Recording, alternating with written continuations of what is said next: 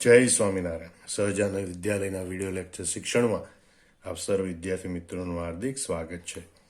ધોરણ 12 રસાયણ વિજ્ઞાન પ્રકરણ 11 આલ્કોહોલ, ફિનોલ અને ઇથર સંયોજનો. એમાં લખાણ સંબંધિત પ્રશ્નો આપણે આજે જોવાના છે. તો 11.1મો પ્રશ્ન જોઈએ કે ભાઈ નીચે દર્શાવેલા સંયોજનોને પ્રાથમિક, દ્વિતીયક અને તૃતીયક આલ્કોહોલ તરીકે વર્ગીકૃત કરો. અને બીજું છે કે ઉપરોક્ત ઉદાહરણ એટલે કે આ ઉદાહરણોમાંથી એલાયલિક આલ્કોહોલ સંયોજનોને ઓળખો. તો સૌ પ્રથમ તો આપણે જોઈએ પ્રાથમિક, દ્વિતીયક, તૃતીયક આલ્કોહોલ કઈ રીતે નક્કી થાય કે ભાઈ OH સમૂહ ધરાવતો કાર્બન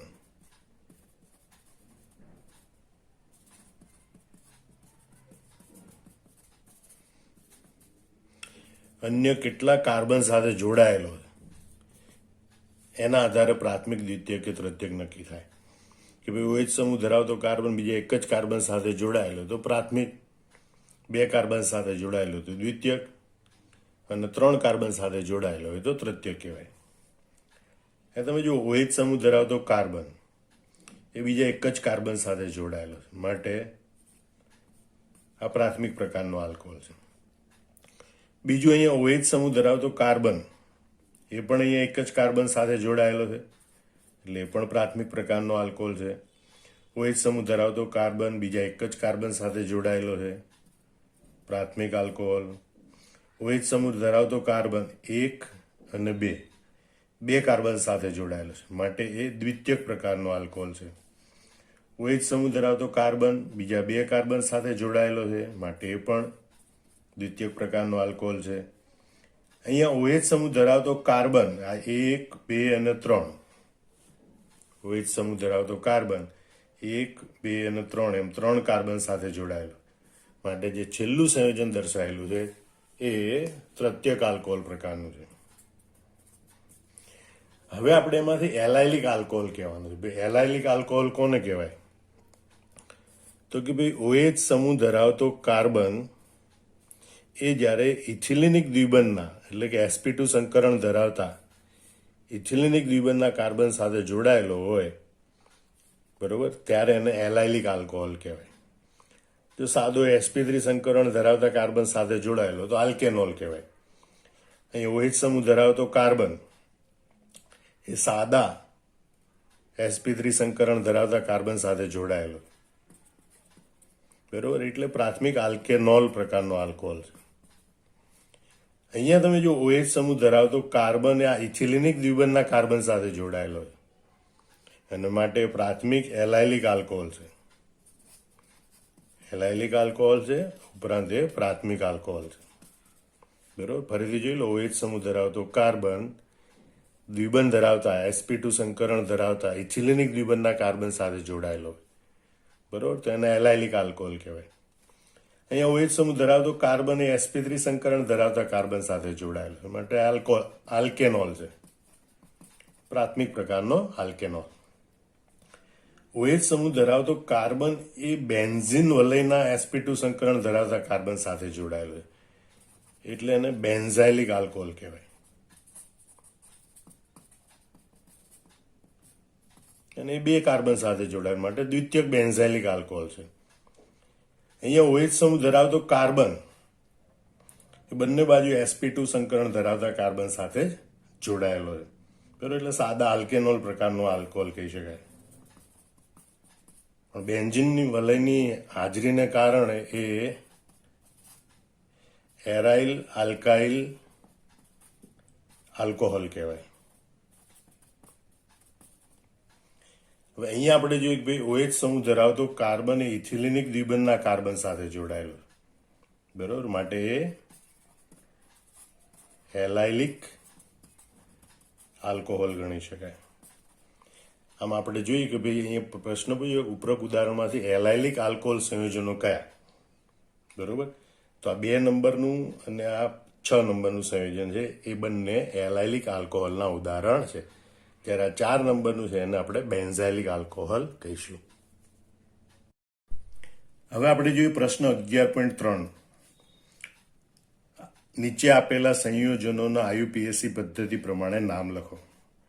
આમ જોવા જઈએ તો લાંબામાં લાંબી કાર્બન શૃંખલા 1, 2, 3, 4, 5, 6 કાર્બન વાળી લાંબામાં લાંબી શૃંખલા પરંતુ મુખ્ય ક્રિયાશીલ સમૂહ OH એ શૃંખલામાં હાજર નથી.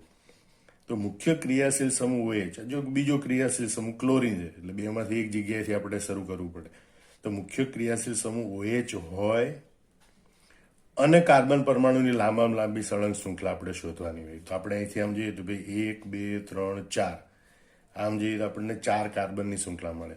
1 2 3 4 5, આમ જોઈએ તો આપણને 5 કાર્બનની શૃંખલા મળે. તો 5 કાર્બનની શૃંખલા અને OH સમૂહ હોય એવી એ લાંબામાં લાંબી શૃંખલા છે. એટલે આપણે અહીં OH સમૂહ તરફથી નંબર આપીએ 1 2 3 4 અને 5.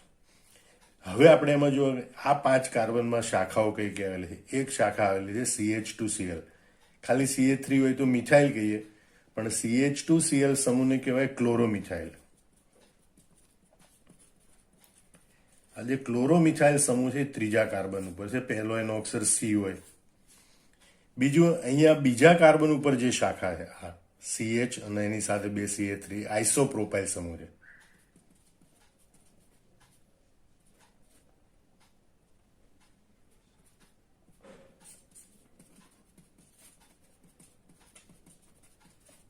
આઇસોપ્રોપાઇલ સમૂહ.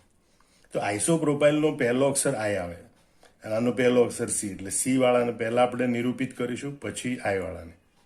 એટલે આનું IUPAC નામ લખવું હોય તો ત્રીજા કાર્બન ઉપર ક્લોરોમિથાઇલ, એટલે કહેવાનું 3 ક્લોરોમિથાઇલ. બીજા કાર્બન ઉપર આઇસોપ્રોપાઇલ એટલે 2 આઇસોપ્રોપાઇલ. 5 કાર્બનની શૃંખલા એટલે પેન્ટેન અને એમાં પહેલા કાર્બન ઉપર OH એટલે પેન્ટેન 1 ઓલ. બીજું નામ જોઈએ આપણે. એમાં 2 OH સમૂહ છે. બંને OH સમૂહ શૃંખલામાં આવી જાય અને લાંબામાં લાંબી કાર્બન શૃંખલા એ આ છે, આપણે જોઈ શકીએ. બરોબર. જો આ બાજુથી નંબર આપીએ તો 1 2 અને 3 નંબર મળે. લઘુત્તમ નંબર આ બાજુથી મળે એટલે આપણે નંબરિંગ આ બાજુથી કરીશું. 1 2 3 4 5 અને 6. 6 કાર્બનમાં પાંચમા કાર્બન ઉપર મિથાઇલ સમૂહ છે, બીજા કાર્બન ઉપર મિથાઇલ સમૂહ છે, એટલે 2,5 ડાયમિથાઇલ. પહેલા અને ત્રીજા કાર્બન ઉપર OH સમૂહ છે એટલે 1,3 ડાયોલ. અને 6 કાર્બનની શૃંખલા એટલે હેક્ઝેન. એટલે પહેલા આપણે લખીશું 2,5 ડાયમિથાઇલ, 2,5 ડાયમિથાઇલ, 6 કાર્બનની શૃંખલા એટલે હેક્ઝેન. પહેલા અને ત્રીજા કાર્બન ઉપર OH એટલે 1,3 ડાયોલ. તો આમાં સંયોજનનું નામ થશે 2,5 ડાયમિથાઇલ હેક્ઝેન 1,3 ડાયોલ. હવે આપણે ત્રીજું નામ જોઈએ કે ભાઈ ચક્રી રચના છે અને 6 કાર્બનની ચક્રી રચના એટલે સાયક્લોહેક્ઝેન. એમાં OH સમૂહ એટલે સાયક્લોહેક્ઝેનોલ. OH સમૂહવાળા કાર્બન એક નંબર આપીએ તો 1 2 અને 3. ત્રીજા કાર્બન ઉપર બ્રોમો સમૂહ એટલે આને આપણે કહીશું 3 બ્રોમો સાયક્લોહેક્ઝેનોલ. 3 બ્રોમો સાયક્લોહેક્ઝેનોલ. એ રીતે આપણે આ ચોથું નામ જોઈએ. OH સમૂહ ધરાવતો કાર્બન 1 2 3, આ બાજુથી 1 2 3 4. બરાબર. એટલે નંબર અહીંથી આપીશું 1 2 3 4 5 6. એટલે હેક્ઝેન, પણ એમાં ડબલ બોન્ડ છે એટલે હેક્સ 1 ઇન 3 ઓલ. બરાબર. 6 કાર્બન છે એટલે હેક્સ. એમાં પહેલા કાર્બન ઉપર ડબલ બોન્ડ એટલે 1 ઇન, અને ત્રીજા કાર્બન ઉપર OH સમૂહ એટલે 3 ઓલ. એટલે આનું નામ થશે હેક્સ 1 ઇન 3 ઓલ. એટલે તો છેલ્લું નામ આપણે જોઈએ, પાંચમું નામ. OH સમૂહ ધરાવતા કાર્બનથી આપણે નંબર આપીએ 1 2 3 4. બ્યુટ. બીજા કાર્બન ઉપર ડબલ બોન્ડ એટલે 2 ઇન, પહેલા કાર્બન ઉપર OH એટલે 1 ઓલ, બીજા કાર્બન ઉપર બ્રોમો સમૂહ, ત્રીજા કાર્બન ઉપર મિથાઇલ. બરાબર. બ્રોમોનો બી પહેલા આવે એટલે આપણે પહેલા એ લખીશું 2 બ્રોમો 3 મિથાઇલ.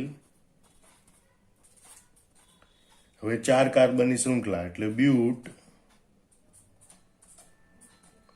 બીજા કાર્બન ઉપર ડબલ બોન્ડ એટલે 2 ઇન અને પહેલા કાર્બન ઉપર OH એટલે 1 ઓલ.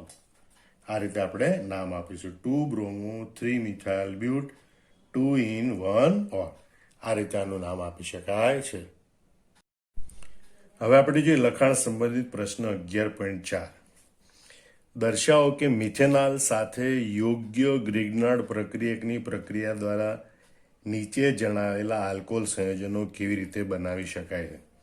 એ તો મિથેનોલ કીધું એટલે નહીંતર આપણને એમ પણ ખ્યાલ આવી જાય કે ભાઈ પ્રાથમિક આલ્કોહોલ મળતો હોય CH2H સમૂહ એટલે એમાં આલ્ડીહાઇડ તરીકે મિથેનોલ જ હોય, બરોબર. દ્વિતીયક આલ્કોહોલ હોય તો એની સિવાયનો આલ્ડીહાઇડ હોય અને તૃતીયક આલ્કોહોલ હોય તો કીટોન હોય. અહીંયા પ્રાથમિક આલ્કોહોલ સમૂહ CH2H છે, એની સિવાયની બાકીનો જે આલ્કાઇલ સમૂહ છે એ ગ્રિગ્નાર્ડ પ્રક્રિયકમાંથી પ્રાપ્ત થતો હોય, બરોબર. એટલે આ સમૂહ આપણને HCHO માંથી પ્રાપ્ત થાય. એટલે પહેલી પ્રક્રિયા આપણે જોઈએ તો HC ડબલ બોન્ડ OH આપણે આ રીતે લખીએ અને બાકીનો એ ગ્રિગ્નાર્ડ પ્રક્રિયક છે. આપણે લખીએ ભાઈ CH3 MgBr. આપણી પાસે મિથેનોલ છે અને અહીંયા આપણને આઇસોપ્રોપાઇલ મેગ્નેશિયમ બ્રોમાઇડ આઇસોપ્રોપાઇલ મેગ્નેશિયમ બ્રોમાઇડ. હવે એમની વચ્ચેની પ્રક્રિયાથી મધ્યવર્તી સંયોજન તરીકે આપણને આ ડબલ બોન્ડ તૂટે, બરોબર. એટલે ઓક્સિજન સાથે MgBr જોડાય અને કાર્બન સાથે આ આઇસોપ્રોપાઇલ સમૂહ જોડાય. એટલે આપણે આવી રીતે જોડીશું CH3 બરોબર. એ આઇસોપ્રોપાઇલ સમૂહ છે કાર્બન સાથે જોડાય CH અને ઓક્સિજન સાથે MgBr જોડાય. હવે અહીંયા જળ વિભાજન પ્રક્રિયા થાય, બરોબર. આગળ પાણી સાથે અને એટલે અહીંથી બંધ તૂટે એટલે CH3 CH2 આ CH2 અને આ બને OH પ્લસ MgOHBr. તો આ રીતે આપણને આ જરૂરી આલ્કોહોલ છે એ પ્રાપ્ત થાય છે, જેનું નામ આપણે લખીશું 1 2 3 એટલે 2 methyl propane 1 all. 2 methyl propane 1 all. આ મિથેનોલ છે એની આઇસોપ્રોપાઇલ મેગ્નેશિયમ બ્રોમાઇડ સાથે પ્રક્રિયા કરવાથી આ 2 મિથાઇલ પ્રોપેન 1 ઓલ મેળવી શકાય છે. બીજી પ્રક્રિયા આપણે જોઈએ કે આ CH2H આપણને ક્યાંથી પ્રાપ્ત થાય? મિથેનોલમાંથી. HC ડબલ બોન્ડ OH બરોબર, HCHO મિથેનોલ. હવે એની પ્રક્રિયામાં આપણે સાયક્લોહેક્ઝેન જોડવાનો એટલે સાયક્લોહેક્ઝાઇલ મેગ્નેશિયમ બ્રોમાઇડ એ આપણે ગ્રિગ્નાર્ડ પ્રક્રિયક તરીકે લઈશું. સાયક્લોહેક્ઝાઇલ મેગ્નેશિયમ બ્રોમાઇડ. પ્રથમ તબક્કે એમની વચ્ચે યોગશીલ પ્રક્રિયા થાય. આ કાર્બન સાથે સાયક્લોહેક્ઝાઇલ સમૂહ જોડાય, ઓક્સિજન સાથે MgBr જોડાય એટલે HCH અહીંયા ઓક્સિજન સાથે MgBr જોડાય, કાર્બન સાથે સાયક્લોહેક્સેન જોડાય. આ રીતે આપણને મધ્યવર્તી યોગશીલ નિપજ મળે. હવે એનું આપણે જળ વિભાજન કરીએ તો અહીંથી બંધ તૂટે, ઓક્સિજન સાથે હાઇડ્રોજન ઉમેરાય,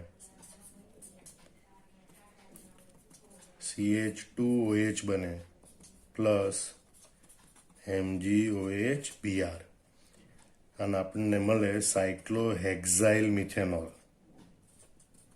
સાયક્લોહેક્ઝાઇલ મિથેનોલ. આમ મિથેનોલ છે એની સાયક્લોહેક્ઝાઇલ મેગ્નેશિયમ બ્રોમાઇડ સાથે પ્રક્રિયા કરવાથી આ પ્રકારનો સાયક્લોહેક્ઝાઇલ મિથેનોલ મેળવી શકાય છે. હવે આપણે જોઈએ લખાણ સંબંધિત પ્રશ્ન 11.5. નીચે દર્શાવેલી પ્રક્રિયામાં મળતી નિપજોના બંધારણ લખો.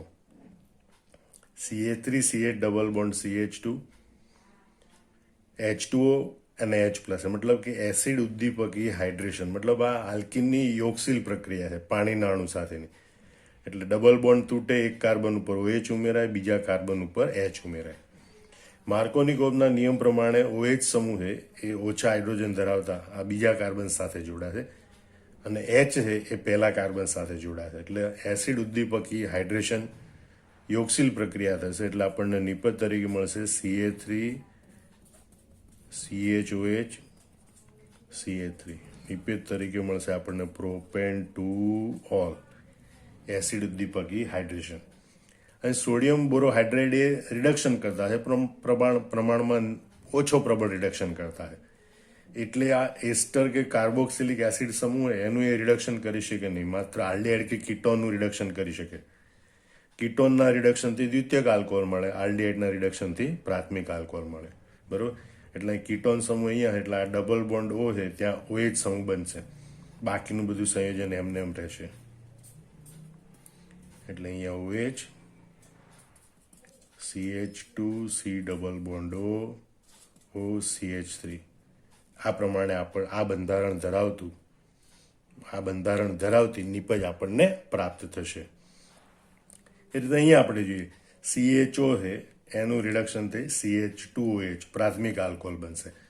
આલ્ડીહાઇડમાંથી પ્રાથમિક આલ્કોહોલ બને એટલે CH3 CH2 CH CH3 CH2OH. આ પ્રકારનું બંધારણ ધરાવતી આપણને નિપજ પ્રાપ્ત થશે. આપણે આ બીજા સંયોજનનું IUPAC નામ આપવાનો પ્રયત્ન કરીએ. અને આપણે આ રીતે C ડબલ બોન્ડ O ને C ડબલ O સમૂહ તરીકે, એસ્ટર સમૂહ તરીકે દર્શાવેલ છે. તો એસ્ટર સંયોજન હોય તેમાં આલ્કાઇલ સમૂહ પહેલા લખવાનો, એટલે આ મિથાઇલ. આ ના હોય તો આપણે 2 કાર્બન વાળો ઇથેનોઇડ. એટલે આમ તો સંયોજન મિથાઇલ ઇથેનોઇડ છે, પણ આ ઇથેનોઇડ સમૂહના એક હાઇડ્રોજનનું વિસ્થાપન આ સમૂહ વડે થયેલું. તો આ સમૂહનું નામ શું?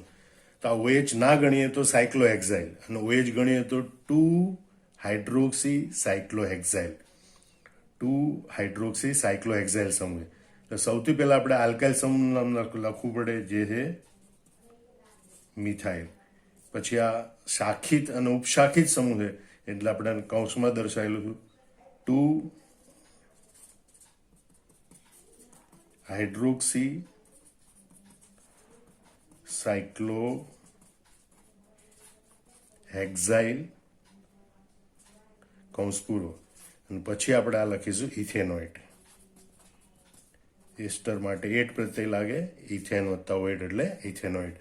આમાં આનું નામ થશે મિથાઇલ 2-હાઇડ્રોક્સી સાયક્લોહેક્સાઇલ ઇથેનોઇડ. એ પ્રમાણે આનું નામ થશે. આ બીજું સંયોજન છે, એમાં તો સરળ છે. OH સમૂહ ધરાવતા કાર્બનથી નંબર આપીએ 1 2 3 4. બીજા કાર્બન ઉપર મિથાઇલ સમૂહ, એટલે આપણે લખીશું 2 મિથાઇલ, 4 કાર્બન એટલે બ્યુટેન, પહેલા કાર્બન ઉપર OH એટલે 1 ઓલ. 2 methyl butane 1 all. આમાં પ્રમાણે આ પ્રક્રિયાઓની આ પ્રકારની નિપજો પ્રાપ્ત થાય છે. હવે આપણે જોઈએ લખાણ સંબંધિત પ્રશ્ન 11.6. નીચે દર્શાવેલ આલ્કોહોલ સંયોજનો A HCl ZnCl2 એટલે કે નિર્જળ ઝિંક ક્લોરાઇડ,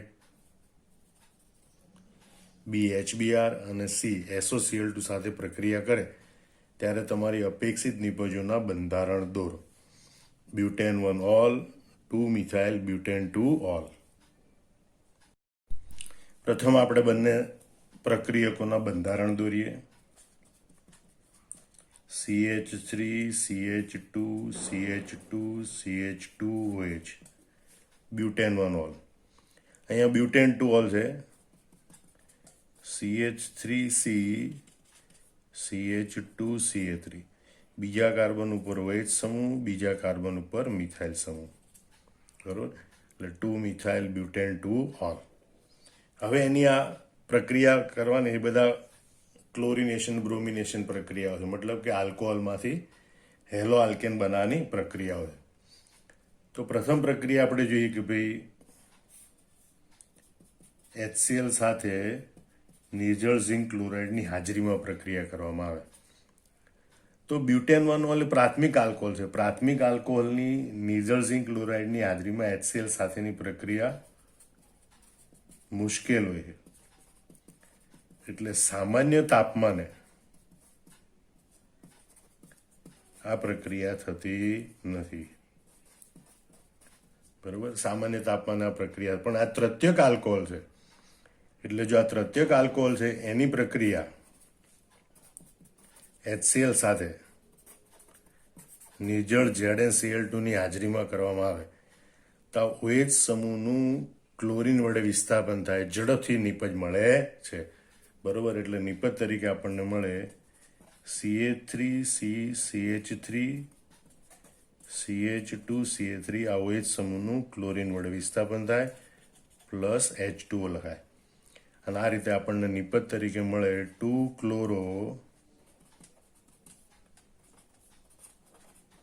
2-methyl butane. હવે આપણે HBr સાથેની પ્રક્રિયા જોઈએ તો HCl કરતા HBr એ પ્રબળ એસિડ છે એટલે HBr માં રહેલો બ્રોમિન છે આ OH સમૂહનું વિસ્થાપન કરે અને એટલે આપણને નિપજ તરીકે મળશે CH3CH2CH2 OH સમૂહનું બ્રોમિન વડે વિસ્થાપન થશે Br પ્લસ H2. આમ આપણને નિપજ તરીકે મળશે 1-bromo butane. અહીંયા પણ HBr માં રહેલો બ્રોમિન છે એ આ OH સમૂહનું વિસ્થાપન કરશે અને એટલે આપણને નિપજ તરીકે મળશે CH3CCH3 OH સમૂહનું બ્રોમિન વડે વિસ્થાપન થશે CH2CH3 એટલે કે 2-bromo 2-methyl butane એ આપણને નિપજ તરીકે મળશે. જો SOCl2 સાથે પ્રક્રિયા કરવામાં આવે તો પણ OH સમૂહનું ક્લોરીન વડે વિસ્થાપન થશે. પણ SOCl2 એ પ્રાથમિક હોય કે દ્વિતીયક હોય કે તૃતીયક, ત્રણેય પ્રકારના આલ્કોહોલમાં OH સમૂહનું ક્લોરીન વડે વિસ્થાપન કરે છે. એટલે CH3CH2CH2CH2 આ OH સમૂહનું ક્લોરીન વડે વિસ્થાપન થશે પ્લસ SO2 પ્લસ HCl અને નિપજ તરીકે મળશે આપણને 1-chloro butane. એ રીતે અહીંયા પણ આ OH સમૂહનું ક્લોરીન વડે વિસ્થાપન થશે એટલે CH3CCH3 OH સમૂહની જગ્યાએ અહીંયા ક્લોરીન, આ OH સમૂહ જગ્યાએ આપણે ક્લોરીન લખીશું CH2CH3 plus SO2 plus HCl નિપજ તરીકે મળશે 2-chloro 2-methyl butane. હકીકતમાં બધી પ્રક્રિયાઓ આલ્કોહોલમાંથી હેલો આલ્કેન બનાવવાની પ્રક્રિયાઓ છે એટલે OH સમૂહનું હેલોજન સમૂહ વડે વિસ્થાપન કરવાની પ્રક્રિયાઓ છે.